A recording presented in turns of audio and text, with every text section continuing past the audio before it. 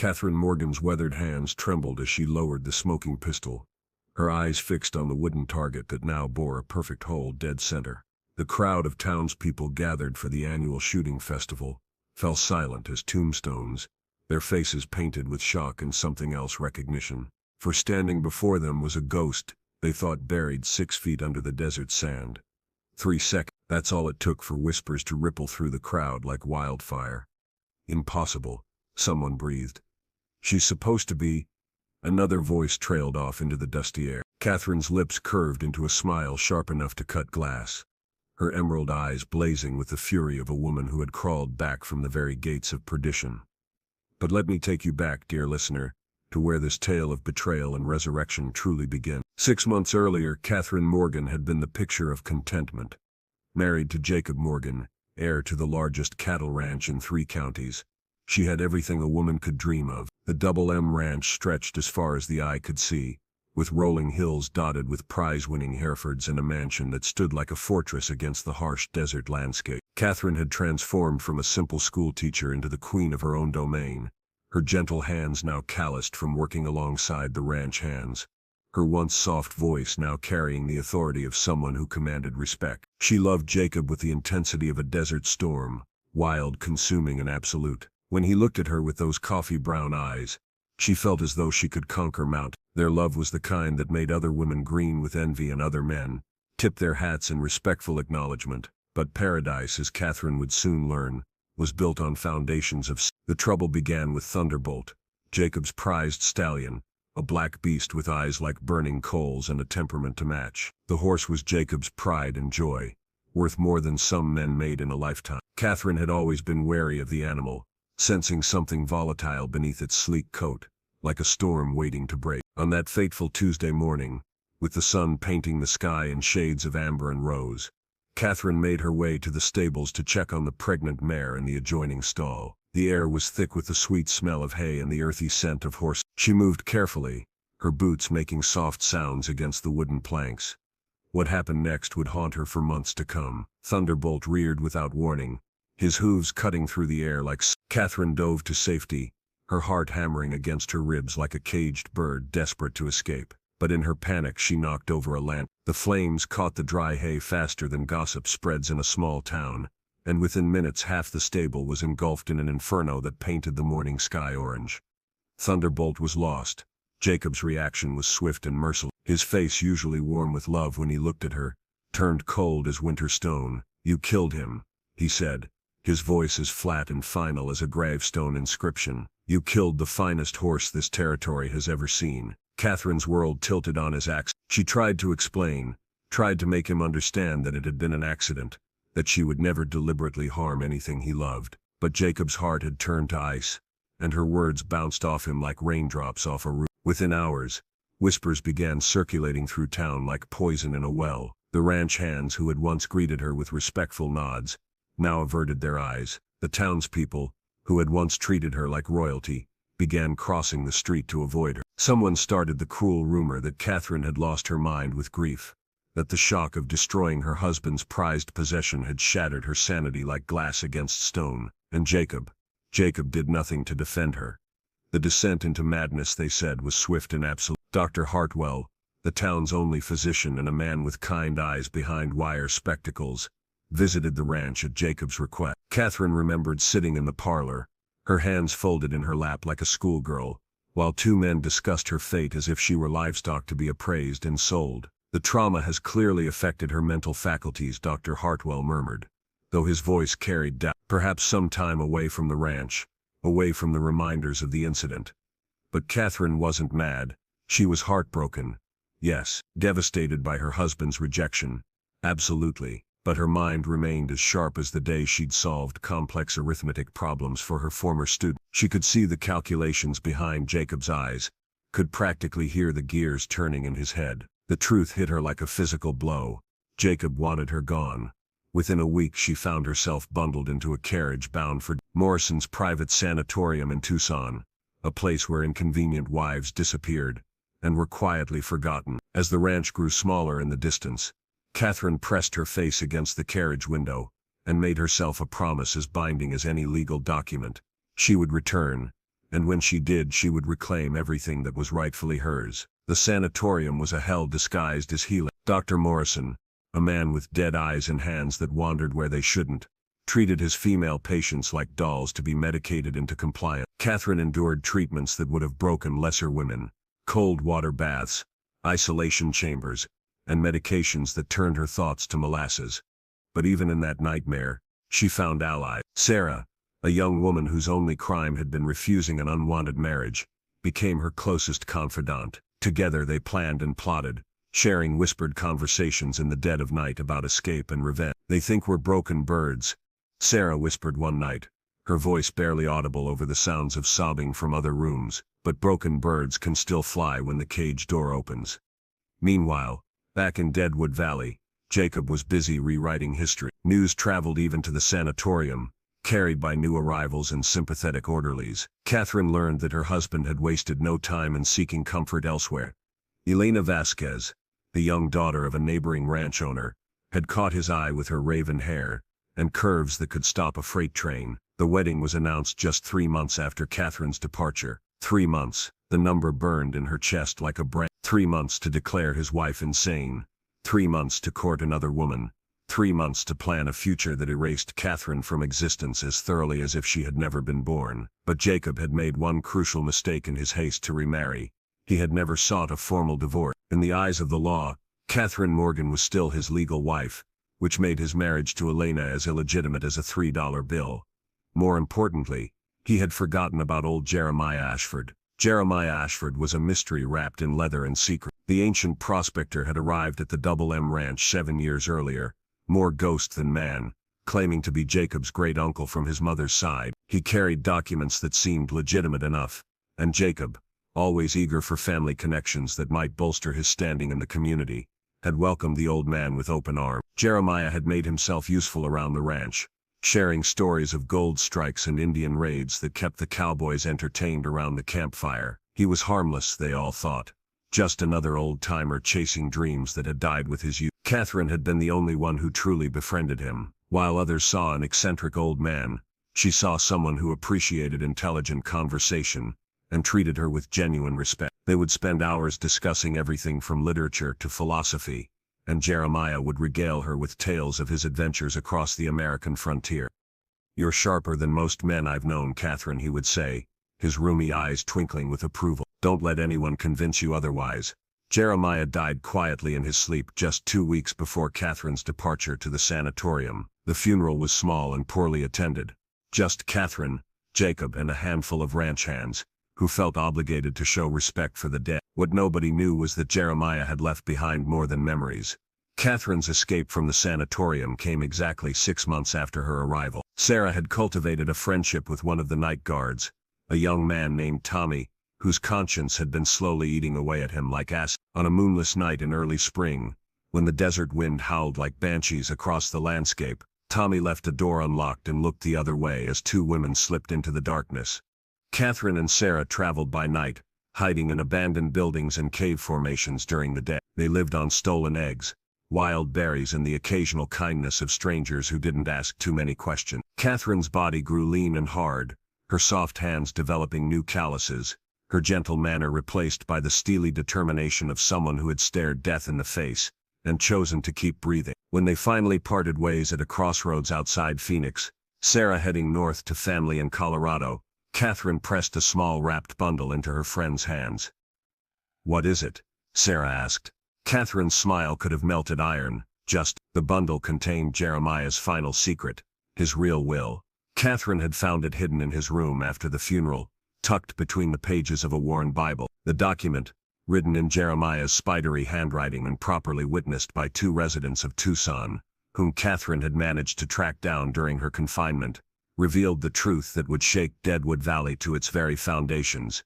Jeremiah Ashford hadn't been Jacob's great-uncle. He had been the original owner of the land that became the Double M Ranch, a land speculator who had purchased thousands of acres from the government decades earlier, under an assumed name. Jacob's father had been nothing more than a hired foreman, whom Jeremiah had allowed to manage the property. The will left everything, every acre, every head of cattle, every building, to Catherine Morgan, whom Jeremiah described as the only person who saw my true worth and treated me with genuine kindness.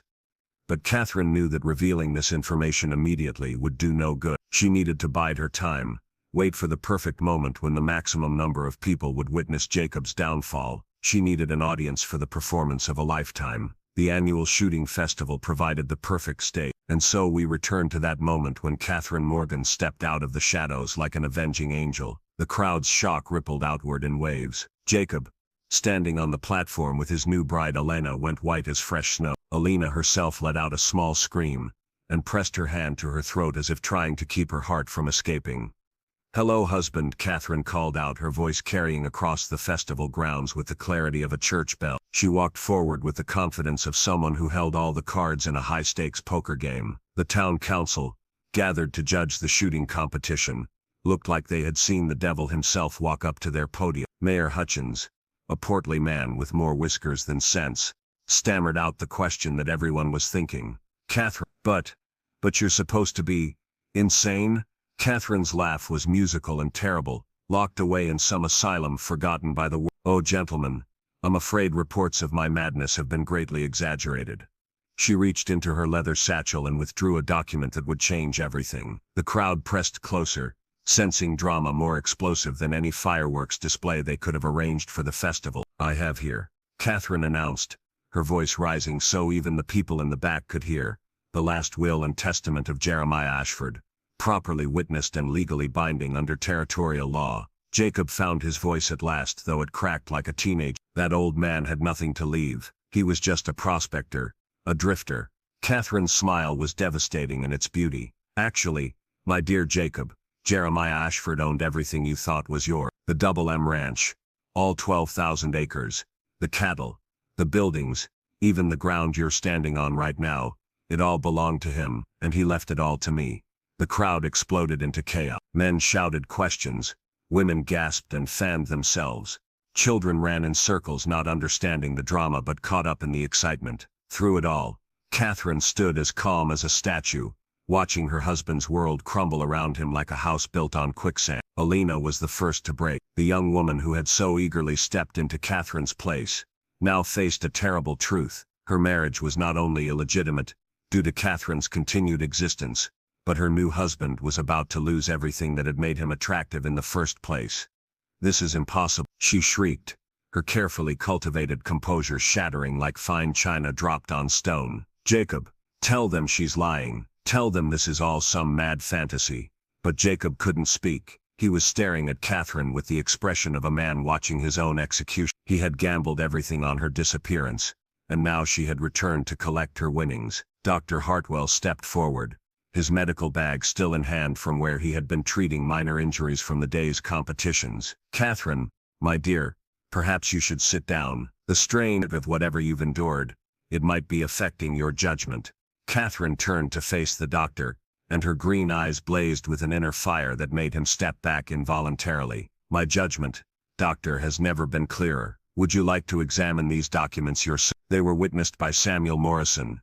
Yes, your colleague who runs the sanatorium, where you helped my husband imprison me, and by Judge William Crawford of the Tucson Territorial Court. Both men are very much alive and very much willing to testify to the documents off." The crowd fell silent again, the weight of her words settling over them like dust after a windstorm. Catherine had done more than simply return from the dead.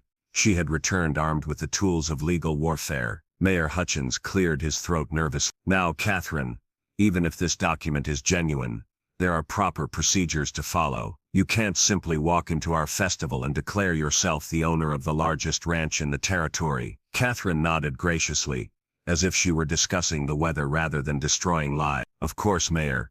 I've already filed the appropriate papers with the territorial courthouse in Phoenix. Judge Patterson has reviewed the documents and found them to be in perfect order. The transfer of ownership is effective immediately." She paused, letting the implications sink in before delivering her final blow. "Which means, of course, that Jacob and his companion are currently trespassing on my property." The gasp that rose from the crowd could have blown the roof off a bar. Elena let out a wail of despair, and collapsed into the arms of her father, who looked like he might faint himself. Jacob remained frozen, his mouth opening and closing like a fish gasping for air. But Catherine wasn't finished. She had waited 6 months for this moment, had endured hell itself to reach this point. and she intended to savor every second of her triumph. "I want to thank you all," she continued, her voice carrying easily across the stunned gathering, "for attending Jacob's farewell party. I'm sure you'll understand that I need some time to reorganize my property. Jacob, you have until sundown to remove yourself and your belongings from my ranch. Miss Vasquez, I'm afraid your wedding gifts will need to be returned, as your marriage never legally existed in the first place." The crowd began to murmur and shift, some people backing away as if Catherine might be contagious, others pressing forward to get a better look at the woman who had just turned their world upside down. Jacob finally found his voice, but it emerged as a broken whisper. "Catherine, please, we can discuss this privately. There's no need to air our personal matters in front of the entire town." Catherine tilted her head, studying her husband with the detached interest of a scientist examining an interesting specimen. "Personal matters, Jacob? Is that what you call having me declared insane and locked away so you could steal my inheritance and marry another woman? How wonderfully personal." Her voice never rose above conversational levels, but somehow it cut through the noise of the crowd like a blade through every person present hung on her words, recognizing that they were witnessing something extraordinary, the complete and total destruction of one of the most powerful men in the territory. "You want to know what's truly personal, Personal is spending 6 months in hell, being told daily that I was worthless, broken, a burden on society. Personal is watching other women disappear into those treatment rooms and never come out the same. Personal is learning that the man I loved, the man I trusted with my very soul, had sold me like livestock to be disposed of when I became inconvenient." Now her voice did rise, not in hysteria but in righteous fury that made the air itself seem to crackle with electricity. "So no, Jacob, we will not discuss this privately. Your crimes were public, and so shall be your punishment." Dr. Hartwell made one last desperate attempt to salvage the situation.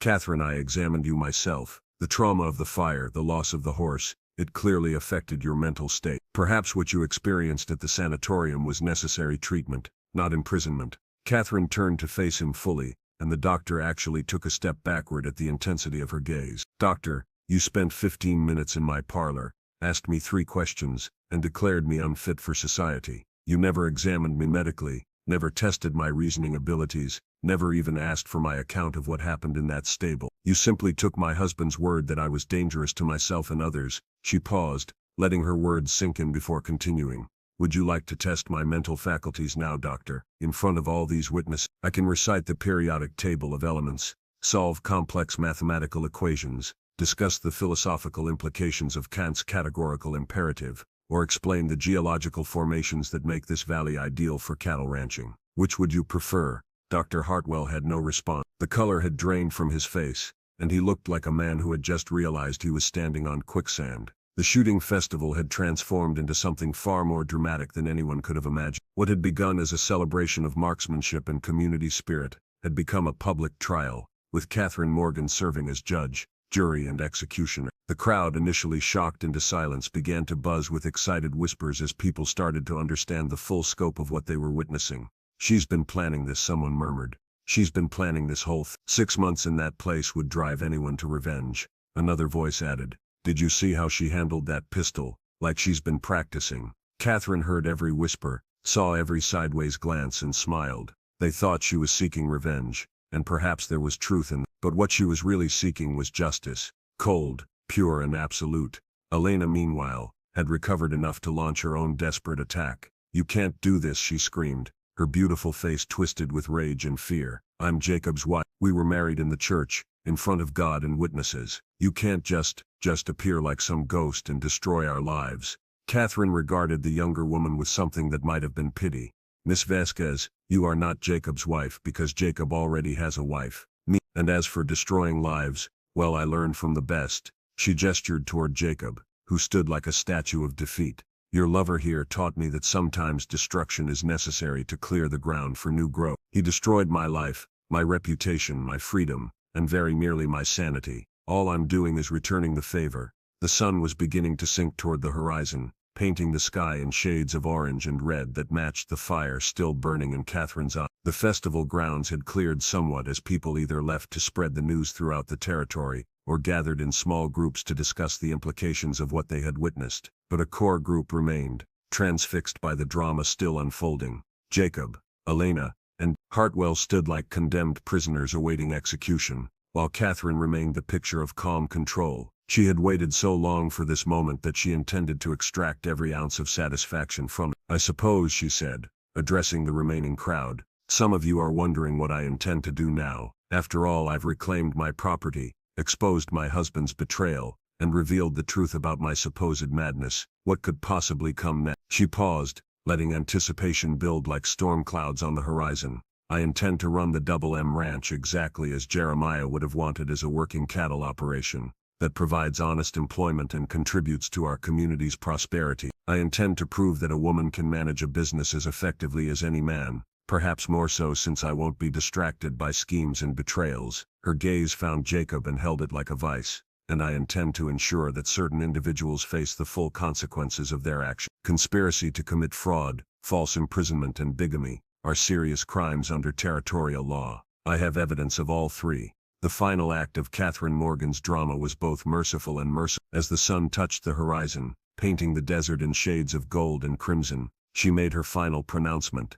"Jacob, you have 1 hour to collect your personal belongings and leave my property. You will take nothing that belongs to the ranch. No horses, no cattle, no equipment, no money from the ranch accounts. Miss Vasquez, you are welcome to accompany him, or return to your father's house. That choice is yours. Hartwell, I suggest you prepare to answer some very difficult questions from the Territorial Medical Board about your diagnostic procedures." She folded the will carefully, and returned it to her satchel, then faced the crowd one last time. "Ladies and gentlemen, thank you for attending what I hope will be the last shooting festival where the most dramatic target was a human reputation. Next year I promise you nothing more exciting than actual marksmanship competition." As she walked away, her boots clicking against the wooden platform with the rhythm of a funeral march, the crowd remained silent. Some watched her with admiration, others with fear, but all with respect. Catherine Morgan had returned from the dead to reclaim her life, and in doing so, she had proven that sometimes the most dangerous enemy is the one you thought you had destroyed.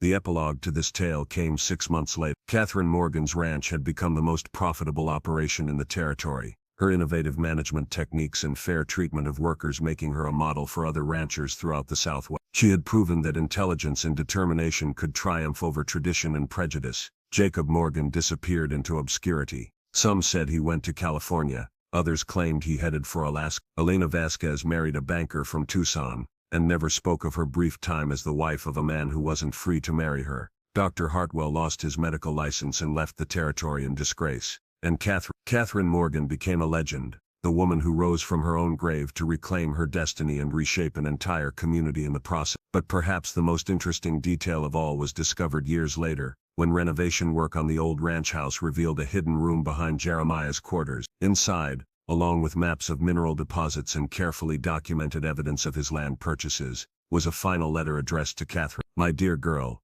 it read in Jeremiah's familiar handwriting, "if you are reading this, then my suspicions about Jacob's character have proven correct, and you have survived whatever ordeal he put you through. The ranch is yours, not just because I chose to leave it to you, but because you have the strength to make it prosper. Use it well, and remember, sometimes the best revenge is simply living well enough to make others wonder how they ever thought they could destroy you." Catherine kept that letter in her desk drawer for the rest of her life, a reminder that even in the darkest moments, allies could emerge from the most unexpected places, and that justice, though it might be delayed, would always find a way to prevail. The ghost of Deadwood Valley had returned not for vengeance, but for vindication, and in the end, that proved to be far more powerful than any gun she could have drawn.